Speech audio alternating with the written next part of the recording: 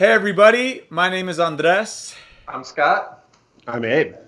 and thank you for tuning in to Between Two Stands, a show that takes a closer look at the personalities that make up the Detroit Symphony Orchestra. We have been doing this Stump the Music game, which has been awesome and very fun, but we figured we might take a break from that, and in light of the summer festival happening on now, I feel like we could do something kind of funny.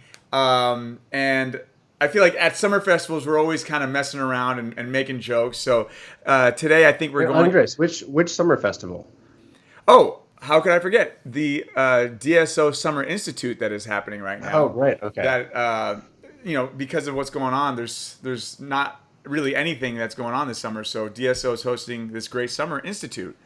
Yeah. But first off, the Stump the Musi, don't lie to the people and pretend like you weren't scared because I dominated every single round. But also, including the round where you asked us the question. Right? Yeah, that's, you even that's, won that's that the way somehow. you really do it. Yeah. But also, when we did this DSO Summer Institute, were y'all like super amazed at the applicants that we got? I mean, we're working with, in the horn section, we're working with some of the best students. Incredibly, I mean, the applicants in general, like we accepted a high level of applicants. The applicants in general were extremely high level. It was such a pleasant surprise, really. So it's going to be great, really. I'm looking forward to it. Absolutely. But we have fun during those summer festivals, and it's unfortunate that some of these students won't experience that this summer like normal. So today we kind of figured we would do something kind of funny and self-deprecating, and do some jokes that kind of play into the stereotypes of our instruments. So sorry, I don't want to take any spotlight away from Larry's joke of the week because that's still going to happen, but I feel like these will be different and funny. So with that being said, I'm going to start off one of these jokes right now. So let's face it, percussion and drummers and whatever, they have a stereotype of maybe being lazy or maybe not. I mean, the stereotype is that they're not the sharpest tool in the shed. Okay, so I like to think that's just a stereotype, but a lot of these have to do with that. So anyway, or they're not musicians. That's what I think. That maybe that's the stereotype too. So I'll start this out, guys. What's the difference between a percussionist and a vacuum cleaner? What? I'm glad you asked. You have to plug one in before it sucks.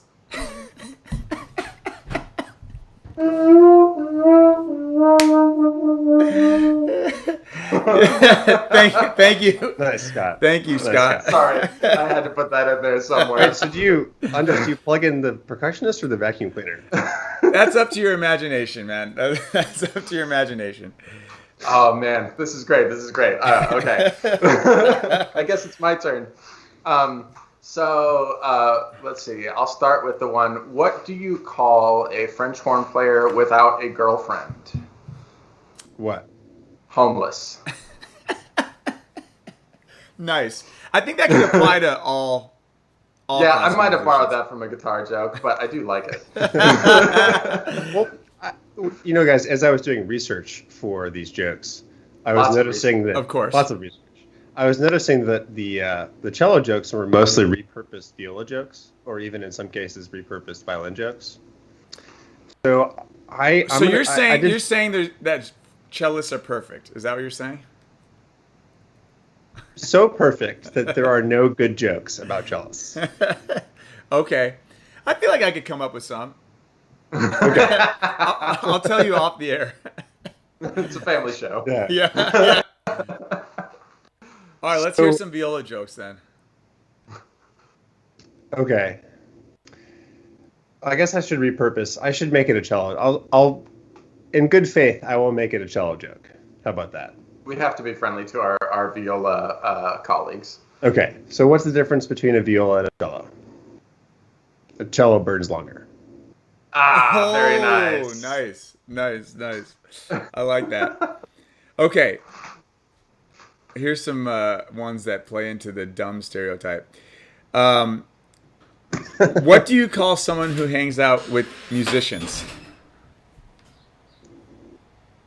What? Drummers. Nice. Oh man. Okay. This is one of my favorites. What is the difference between a dead horn player in the road and a dead squirrel in the road? What? Do you avoid the squirrel? The squirrel was on his way to a gig. Nice. Oh, that's so sad. What a sad image. I mean, right now, such a sad image. Yeah. Oh. Yeah. Yeah, that's a good one. All right, Abe. How do you get a cellist to play fortissimo? Right, pianissimo espressivo. Very nice. Nice. Wait, can you explain that one? Like why is that one?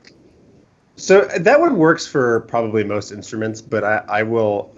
It's because the espressivo you want to give more to the sound, and so the first instinct is to just get louder. Be soloistic, like. Yeah, you get soloistic, and I don't know. I feel like espressivo is all in the eyebrows. It's like the difference between playing like this and playing like this. Yeah. Right. Right. See, I can play cello. Okay. What did the percussionist get on his IQ test? Drool. Nice. Nice. I like the image of that one. Yeah. Okay, this next one is probably the only one that I could come up with that was just for horn, and it isn't for anything else, because sort of like the cello, we're just known for being like intelligent and good looking and modest. Is that the joke? Is that the joke? No, not yet. But it is. What makes horn players the worst kissers? What? They always try to put their right hand in the back end. And I struggled with this one because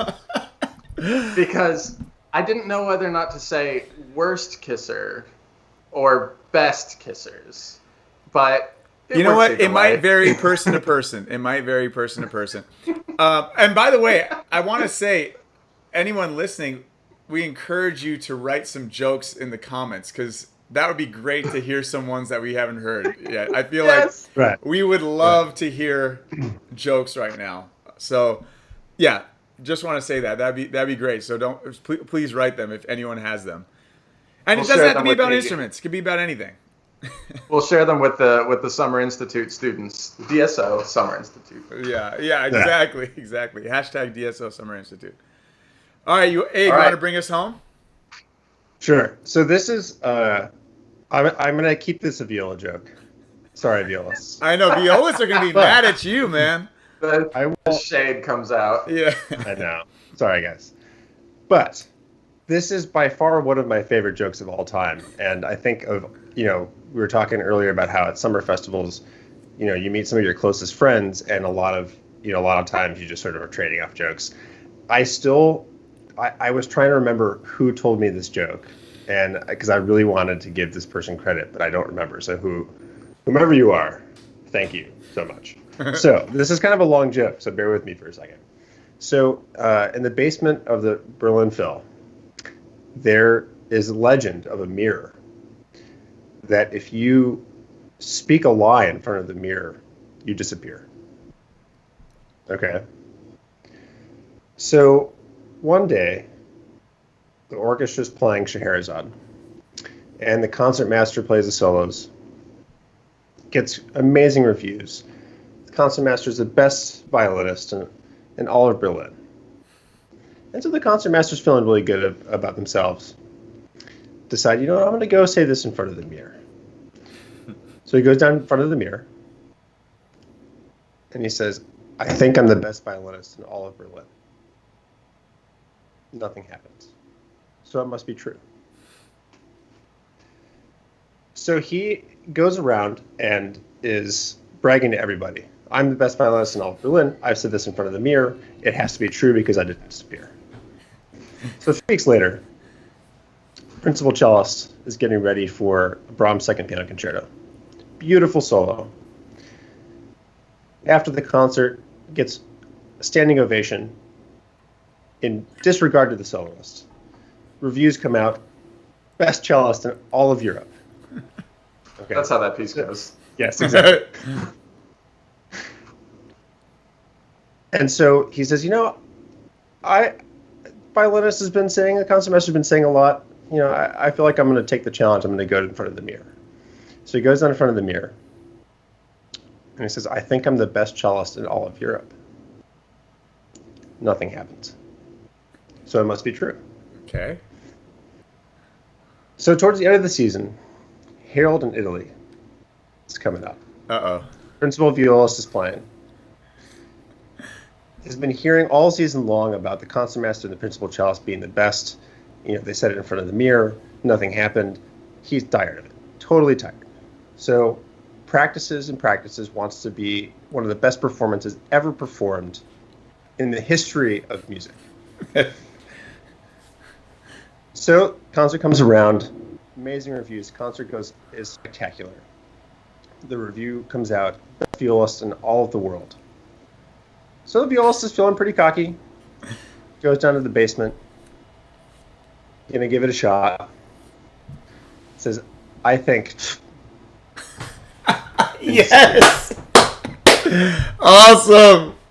I love that. Very good, man. Very good. It's one of my favorites. I get it because violists can't think, right? It's just.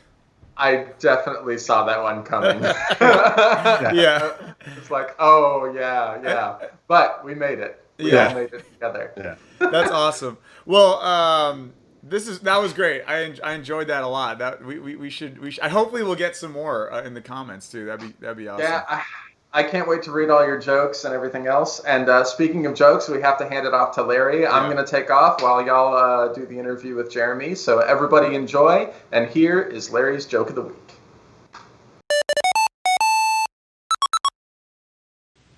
I've got this awful problem where I can't stop telling airport jokes. My doctor thinks it's terminal.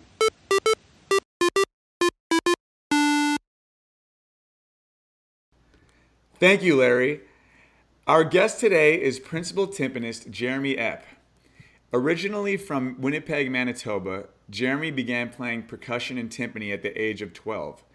He studied at the Cleveland Institute of Music before going on to winning positions with the Erie Philharmonic, the Winnipeg Symphony, and ultimately the DSO.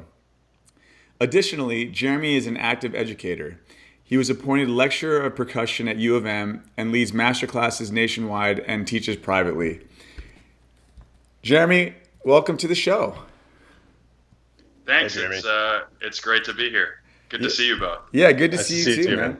man. I'm particularly looking forward to this because this is the first time we're talking to one of my own kind, someone who hits things as well. Yeah, the intrasectional bond is very strong here. Exactly.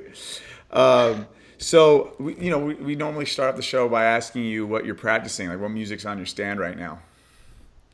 Oh man, well it's been interesting because I think for those of us who had big and less mobile instruments, I really didn't have access to timpani for several months there until a couple of weeks ago. So at this point, I'm mostly trying to do damage control for all the time that was lost. So it's a lot of kind of basic fundamental stuff and just trying to get chops back into shape. But as well, I've been doing a little bit of the stuff that I've really missed. Sometimes I'll just throw a recording on and play through a timpani part to feel like I'm playing with an orchestra, because this has probably been the longest stretch, I don't know, since I was in my teens that I've gone without playing with an actual group. Yeah. So when you don't have access to your instruments, how, if you can practice, how do you? I mean, I've seen some percussionists with pads. Yeah, there are some pads that can help out, and I think that is somewhat more applicable to like the non-timpani instruments. So I did a little bit of like work on snare drum chops, and I actually had a marimba at home for a little bit, so I was fiddling around with some Bach and things like that. There isn't a ton you can do to actually keep your timpani chops up without actually having the drums there, because obviously getting feedback from the instrument is such a huge part of it. But I tried to devise some exercises to at least kind of keep my hands working and try to keep listening to music so that I sort of know what I want to sound like when I get back to it. Yeah, that's something that like is just one of the hurdles, man. You know, just like the bigger instruments, it's like, you know, there's nothing we can do. You know, we have no access to the hall. It's tough. So I know you wheeled one timpano in, which that's right. which helped. Timpano. Yeah. Singular timpani, by the way. That's right. Okay. Yeah. I did have a small drum at home for a little while, although living in a space where I share some walls with neighbors makes that a little bit of a challenge to be a good neighbor. Yeah, exactly. So along the timpani lines, with percussion, usually people kind of play drum set and they get to percussion, or myself, I started with piano and got to percussion because there's some similarities, but I feel like I asked this of Monica as well. English horn is a very specific instrument. Timpani is a very specific instrument. So what was your path to get there, and what drew you to it? Well, I think I started out like a lot of us do, and I was really into the drum set aspect of it. I wanted to play in a band, and I did that a little bit in high school and just after high school. And I think as I kind of came up through high school band and whatnot, something about kind of the idea of being a part of something larger than the sum of its parts in terms of like band and orchestra really appealed to me. And I think, I remember one pivotal moment where I saw a master class with someone who ultimately became my teacher. And I remember him demonstrating a number of timpani excerpts and going, wow, that is the thing I want to do. Mm-hmm. Cool. And I think in some ways, like I almost feel like in some ways like the timpanist is the drum set player for the orchestra. It's in a kind of 19th century European kind of way. Yeah. But there are some, occasionally some pieces that works out as a better analogy than others. But I do feel like there's an element of that where you can really kick the rest of the orchestra if you want to, just the same way like a big band drummer would in a different genre. Definitely. Yeah. I mean, I feel like rhythmically there's a lot of times where people have an ear to you to kind of like keep the train on the rails. Yeah, for better or for worse. Yeah. Sometimes it works better than other times. Yeah. So if you're feeling particularly destructive, you can take the train off the tracks anytime you want. Oh, absolutely. Yeah, absolutely. So one thing I wanted to ask you, Jeremy, is that in some orchestras, the timpani is technically a separate section from the percussion. And I was wondering, and I think the DSO is one of them, right? Where it's listed separately. So I was wondering if you could give our sort of non-musical viewers some insight as to why and when that might have happened, and why it's a separate section. Yeah, I think it's a little bit of a weird thing because for most percussionists and timpanists, the training is all kind of bundled together. We all kind of did a little bit of everything, and then kind of usually towards the later end of your post-secondary training, people start to filter out a little bit. Okay. I think the reason why it's separated in orchestra probably has to do with the history of how the percussion instruments came into the orchestra. Like timpani kind of got there first and was utilized much more heavily, much more earlier on. So I think that just by nature of the number of pieces that call for timpani in the kind of historical canon of symphonic repertoire, it kind of warranted a specialized position. Okay. Now that, in the next 50, 100 years, that may change as we're seeing more contemporary works that have either more mixed percussion or sometimes not not timpani at all. But I think some of it is just in terms of how the way the orchestra evolved kind of led to the timpanist. You kind of need one person that's dedicated to doing that. Yeah. Interesting. And there are definitely some like mechanical things where it's like, it's better to have one person dealing with that, right? I mean, even just like the fact that you are dealing with pitch on a more regular basis. I mean, in terms of tuning, that's like a very different aspect than percussion too. I mean, so, but yeah, that's interesting, man. Well, speaking of like, we were talking about like derailing the orchestra. What I feel like, because you are, rhythmically kind of the pulse for us a lot of times, there's also chances for there to be some funny moments. So like, do you remember, can you give us like a couple or one story that really stands out in terms of being like the funniest moment that you've been a part of? And in terms of playing wise, I think it's probably like advisable for my mental health to just block out most of those kind of things that have happened along the way. But there is one that stands out in particular, and this goes far enough back. I have some distance from it, so I can laugh about it now. But at the time, I think this was shortly after high school, and I was performing with a university wind ensemble, and we were doing a wind band arrangement of pictures at an exhibition. So, as wind bands are, you got clarinets and saxophones trying to play the part of strings, and there are 7 trumpets for some reason. And we're playing everything like a half step in the wrong key. But we get to the end of the last movement, the Great Gate of Kiev. And I'm playing this really loud timpani roll. And at the time, which I don't do anymore, I had a music stand set up kind of near the drums with my other sticks on it.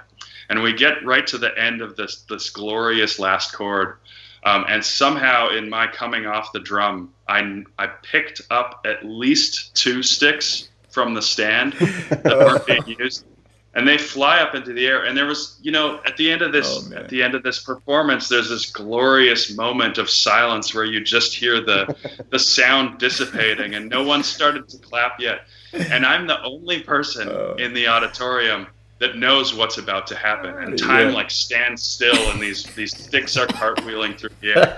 The conductor's got this like starstruck look on his face, and suddenly you hear these sticks just clatter to the ground. And there's nothing you could do. Yeah, there's nothing you can do. So yeah, that's a cautionary tale for me to just take that extra second to make sure you're holding on to everything tight. Well, I notice now, maybe it's because of this moment, but you have your sticks in a little briefcase behind you, far away from where you're playing. So and like much closer to the ground. Too, yeah, closer to the ground. Yeah. That's amazing. I mean, especially with percussion, like, there have been so many times where, you turn around and you can drop a stick at any moment, and it happens, and a lot of times in rehearsals, and everyone's laughing. But like, for the most part, I feel like we're pretty good with minimizing the extraneous noises. But that just reminds me, there's just like so many moments, especially in like in our education, where like we make those mistakes, and it's like, okay, I'm never going to do that again, and like it's like you just have to like. It ingrains it in you because you've had a bad experience with it.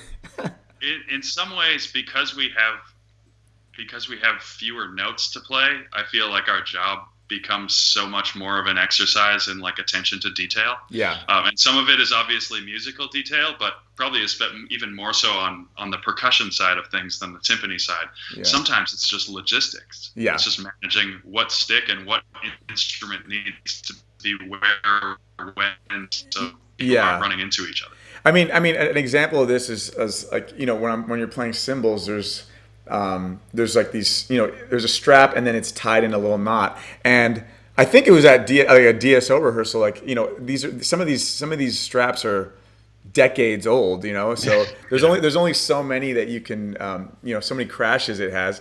And one time it just the strap broke, or like, it like undid itself and it just crashed to the floor. And luckily it was like maybe people were setting up, but it's embarrassing. Sure. And so it's like, okay, Yeah. I'm gonna check that every time now. Like for the rest of your career. For the rest of right? my career, exactly. But yeah, that's pretty funny. I mean, and the fact that time slowed down, it's just like we've all been there. You can't do anything. Yeah, you can't do anything about it. But that's funny. Well, so I know of a few, but maybe you could tell people, how you like some of your, you know, extracurricular. What do you do outside of music to kind of take a break that I'm sure you're probably doing more of these days? Yeah, I've been doing a little bit of biking. I've also gotten really into golf over the last couple of years.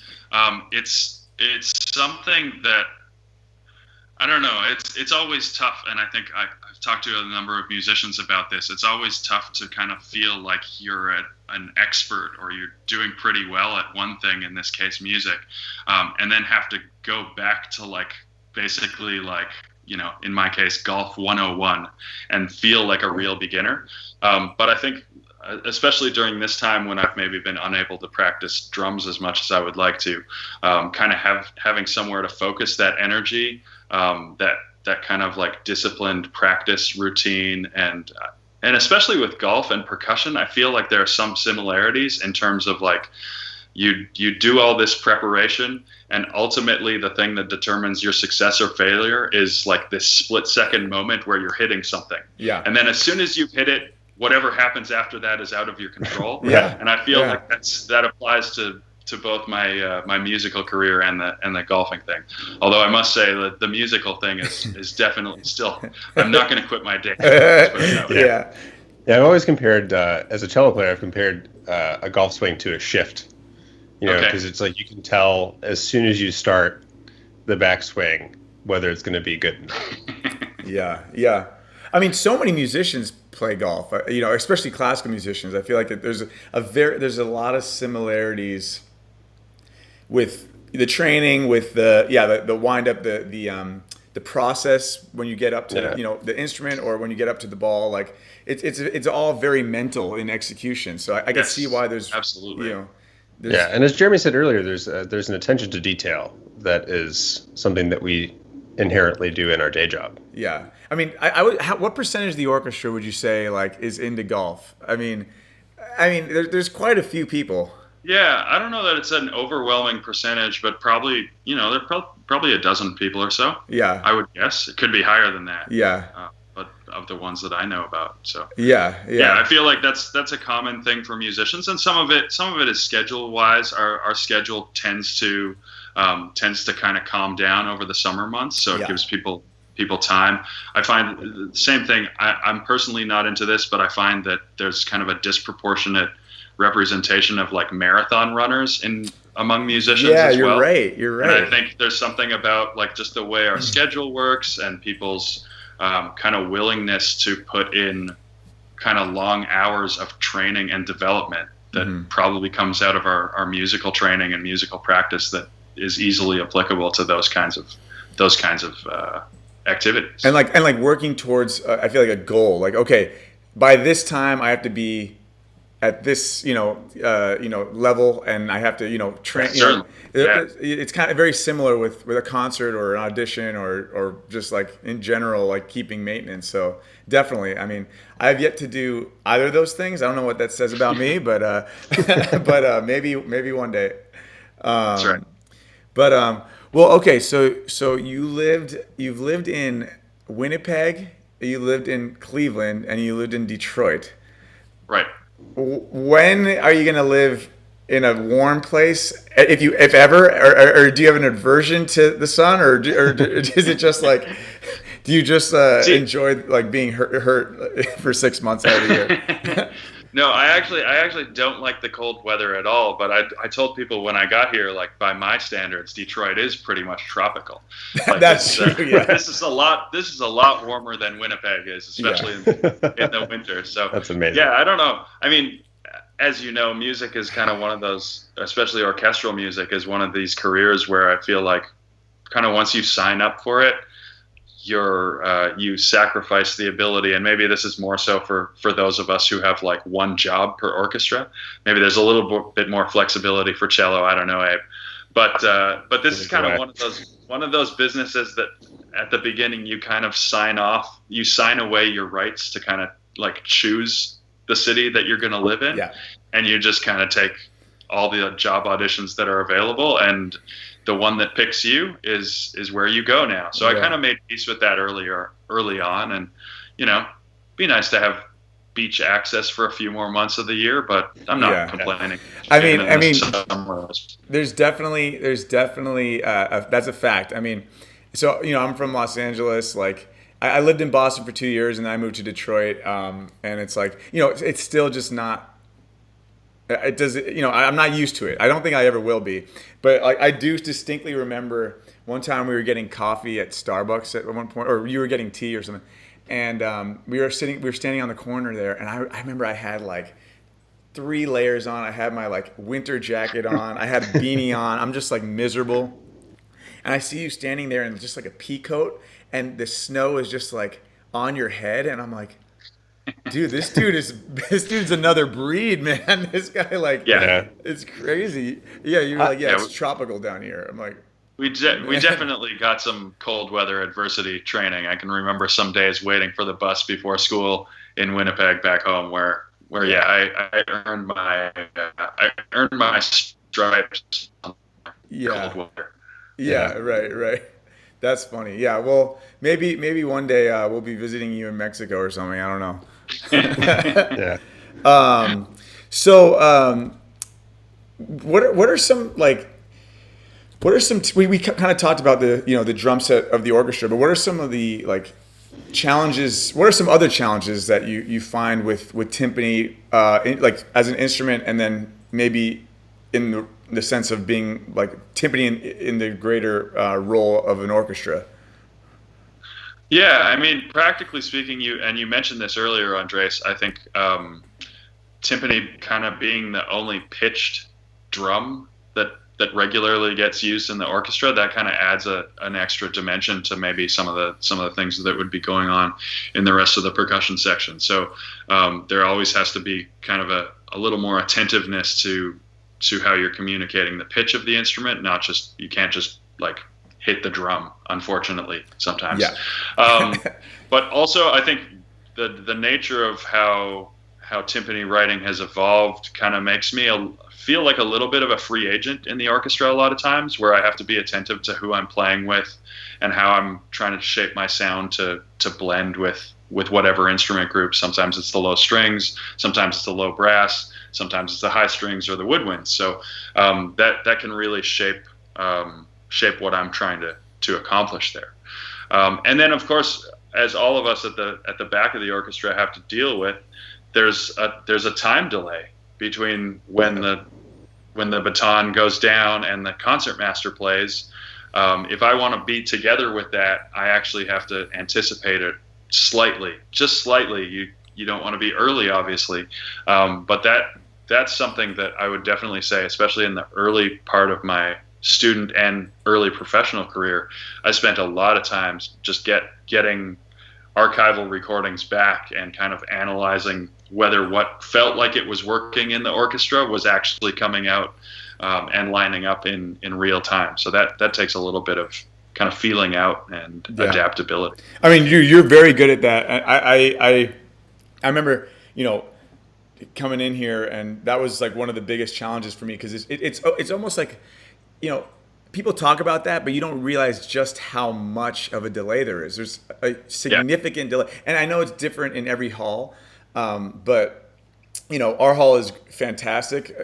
It sounds great, but there's certainly, especially certain instruments, that you have to really anticipate, and it's just like, it's uncomfortable. It's actually uncomfortable. Yeah. You feel like you're playing a solo. But. So, Jeremy, just to clarify, how far do you think you have to play ahead in orchestra hall to be? Is it like a tenth of a second?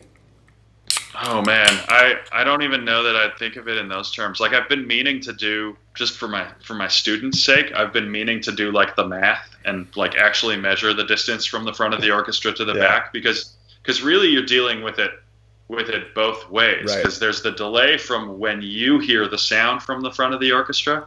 So Right. if you played then, you'd actually be like doubly late. Right. Because the sound goes to the back of the hall and then It's- back to you. and then right. come back. And then your yeah. sound has to go forward. Exactly. Right. So yeah, I think it's more of a. I feel like it just becomes more of an instinctual thing where you just have to kind of learn to feel music in a slightly different way than you would if you and I were just sitting right next to each other. Okay. You just kind of have to, and some of it is feeling out the particular orchestra and sometimes the particular conductor, because I think, as we've all experienced, not every group reacts the same way to the same gesture. So that's an extra ingredient into that cocktail of trying to figure out exactly what's going to work when. And it's nice to have rehearsals for that. Sometimes there's some trial and error involved on a week-to-week basis too. Yeah.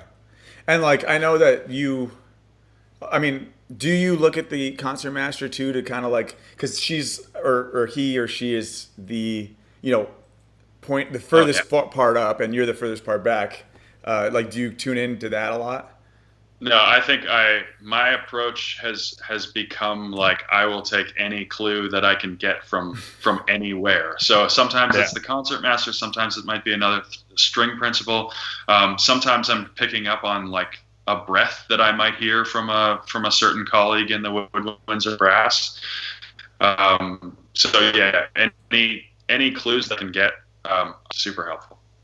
That's awesome. Well, dude, you're very good at that. And we miss hearing you play, man. We miss playing with you. And, hopefully we'll be back soon. But thank you so much for coming on with us, man. I appreciate it. This was thanks, Jeremy. fun. And This was fun. Yeah. And Abe, you want to do the honors with our last question? Sure. So, Jeremy, how does Petrushka go? Wow. Okay. I thought we were doing a Rite of Spring here. You threw me a curveball. Yeah, that's the point. Exactly. We were doing too many Rite of Springs, dude. Yeah. Okay. I had a whole thing ready to go on Rite of Spring, but that's my plan. So ba-da-da-da-da-da-da-da. Ba-da-da-da-da-da-da-da. Okay, dude. Yes. All right. So, Jeremy, share with us your Rite of Spring. Yeah, share with us your Rite of Spring too. Oh man. So just let the tape run for about 15 minutes, because I can do just about the whole thing, I think. Perfect. But for timpanists, it obviously goes bum bum bum bum, yet da da da da bum bum ba yet da da da da bum bum bum bum, etc. Until the end. Nice, dude. Yeah, awesome. Actually, obviously, no one's done that part yet, so perfect. Nice, man. Well, beautiful job and beautiful singing voice. Now we know. Thank you. Yes, like Angel. And thanks for coming on, Jeremy. Appreciate it, man. Absolutely. This was tons of fun, guys. Yeah, take care. All right. Talk to you later, Jeremy. Later. Hi, everyone. Thanks for watching this episode of Between Two Stands. Don't forget to send us any questions that you might have at betweentwostands@gmail.com. And also,